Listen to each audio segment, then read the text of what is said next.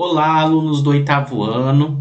Então, nós tivemos há pouco, né, o nosso momento da pós-aula, né, onde a gente fez a correção daquelas questões referentes ao estudo do sistema genital feminino, né? E essa semana a gente vai discutir um pouquinho a respeito dos métodos anticoncepcionais, né, que são as formas aí de evitar o processo de gravidez, né, em um momento indesejado, e em alguns casos, vocês vão ver também que pode acabar evitando algumas doenças que são sexualmente transmissíveis, que a gente ainda vai estar estudando em aulas posteriores.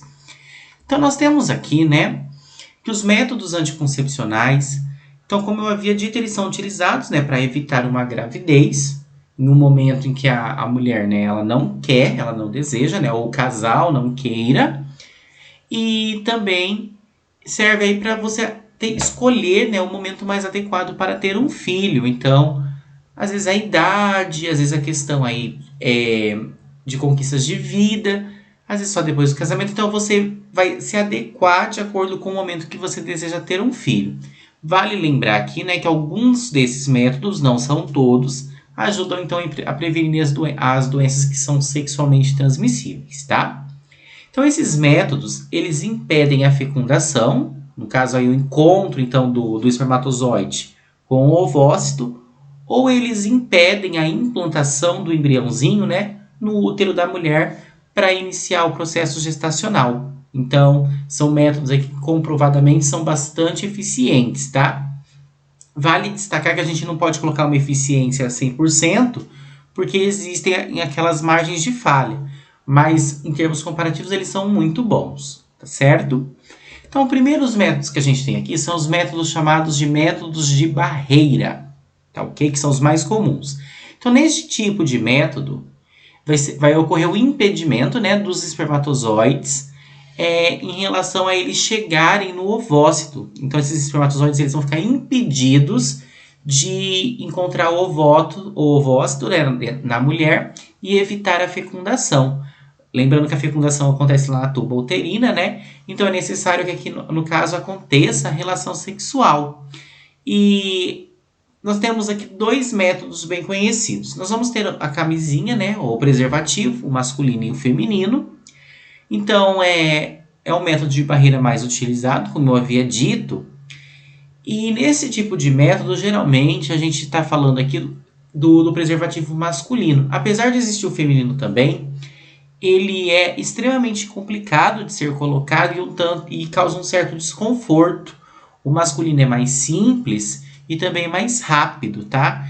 E vale destacar aqui que como o material é feito com a base de um latex, né, de uma borracha, não vai ser os dois que vão utilizar, o homem e a mulher. Ou o homem usa ou a mulher, porque a borracha em contato com ela mesma ali, né, com outra borracha, pode acabar rompendo.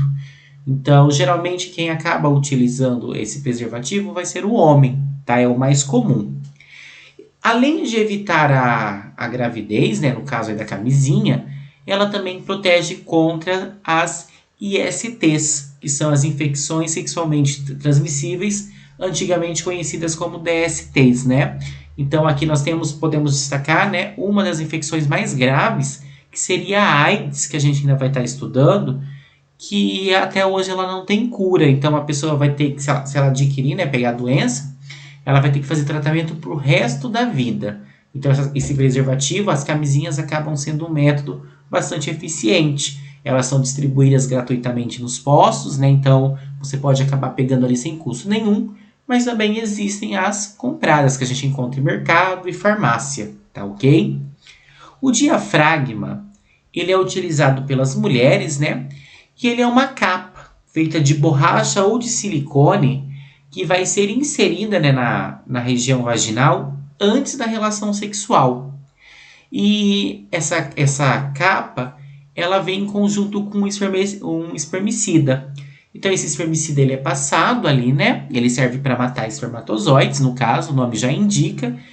E a mulher deve ficar com ele depois ali do ato sexual, né, por pelo menos de 6 a 8 horas. Porque caso tenham espermatozoides ali, né, a ação do espermicida mata esses espermatozoides E o diafragma, essa capa, evita que eles passem para a região do útero e depois as tubas uterinas, e assim evitam a fecundação, tá certo?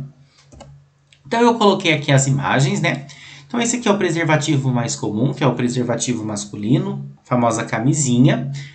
Essa aqui também é uma camisinha, mas essa aqui é a camisinha feminina. Reparem que ela é bastante grande e ela precisa ser introduzida na vagina para ser colocada. Então, é muito desconfortante. Por isso que eu falei com vocês, né, que é mais comum o homem utilizar a camisinha masculina, porque é mais simples. E esse aqui, então, seria o diafragma. Lembrando que ele é utilizado em conjunto com o espermicida. O diafragma, então, ele está funcionando como uma barreira, né? Para os espermatozoides não passarem. E o espermicida vem com a ação aí de matar esses espermatozoides, tá certo? Depois nós temos os métodos chamados de métodos comportamentais, que falando aí atualmente, né, eles não são mais muito utilizados, até mesmo porque eles têm uma eficiência não tão boa assim. Então são métodos, né, que se baseiam em atitudes tomadas durante a relação sexual e na observação das características do ciclo menstrual. Então já foram utilizados muito lá no passado, né, quando ainda não existiam muitos tipos de métodos anticoncepcionais, mas hoje em dia eles são pouco comuns devido à baixa eficiência. Então nós vamos ter a tabelinha, né? E essa tabelinha é, no caso, a mulher, ela faz um acompanhamento utilizando um calendário e ela marca ali nesse calendário o ciclo menstrual dela, que geralmente ele tem em torno de 28 dias, e nesses 28 dias vai ter o período que a gente diz que ela está fértil, que é os dias que ela pode estar aí engravidando.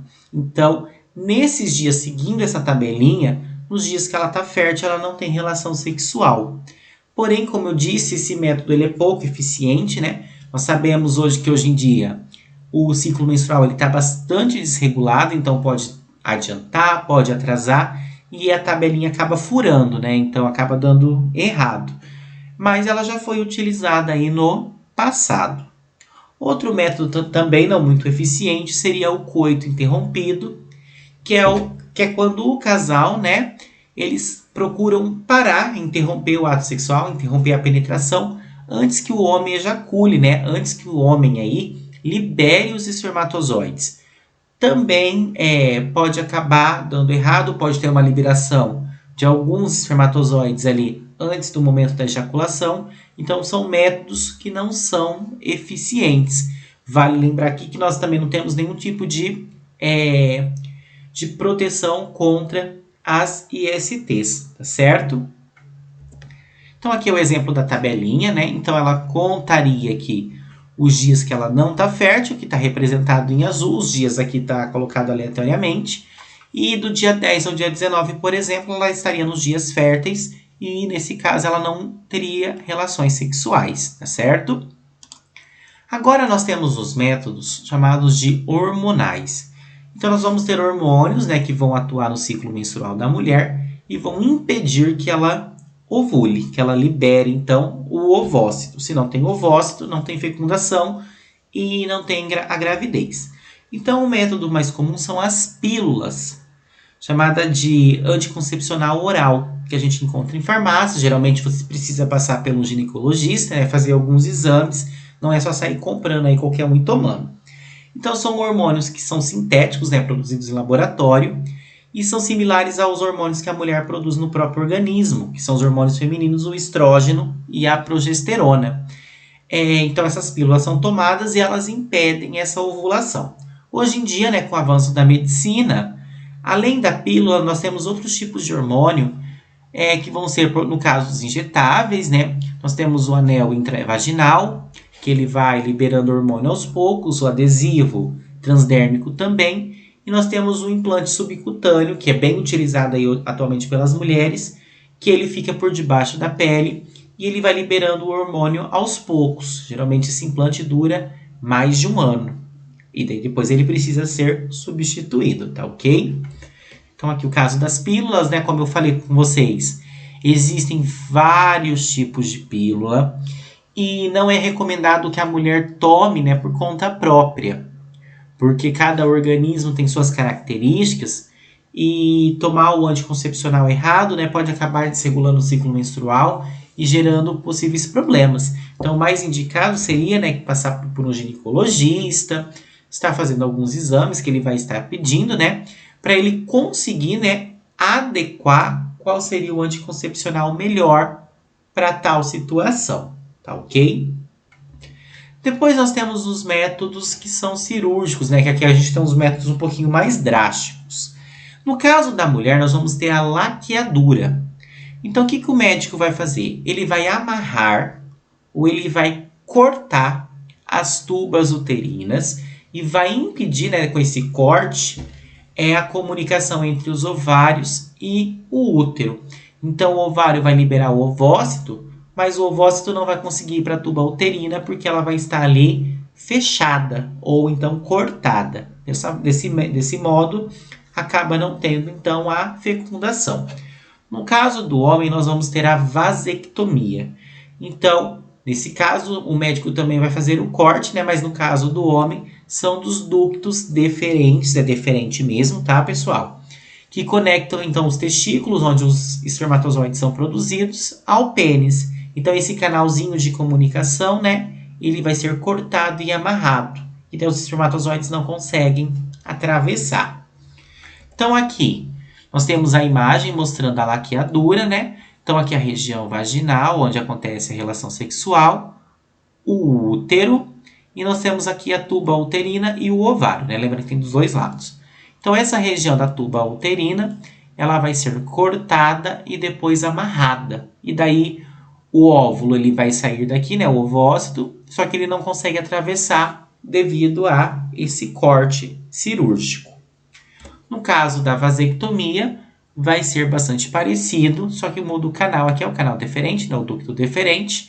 Então, o homem vai produzir o espermatozoide aqui no testículo. E na hora que o espermatozoide cair no ducto deferente, ele não consegue passar, porque o ducto vai estar cortado e amarrado. Tá ok?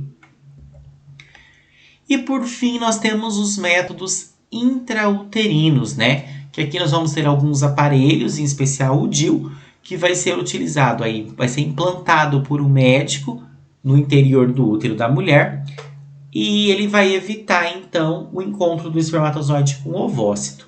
Então, esse DIU, que é uma pecinha, dispositivo intrauterino, é uma peça com hastes, vocês já vão ver a imagem dela, que pode ser de cobre ou de plástico, e ela vai ser introduzida por um médico, não é a mulher que coloca, tem que ser o médico especialista no útero da mulher. Então ela pode conter ou não hormônios, né? Lembrando que esses hormônios podem ajudar a evitar a ovulação.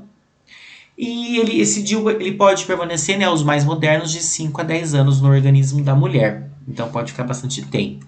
Então seria essa pecinha aqui, ó, dispositivo intrauterino. E ele fica no útero da mulher nessa posição.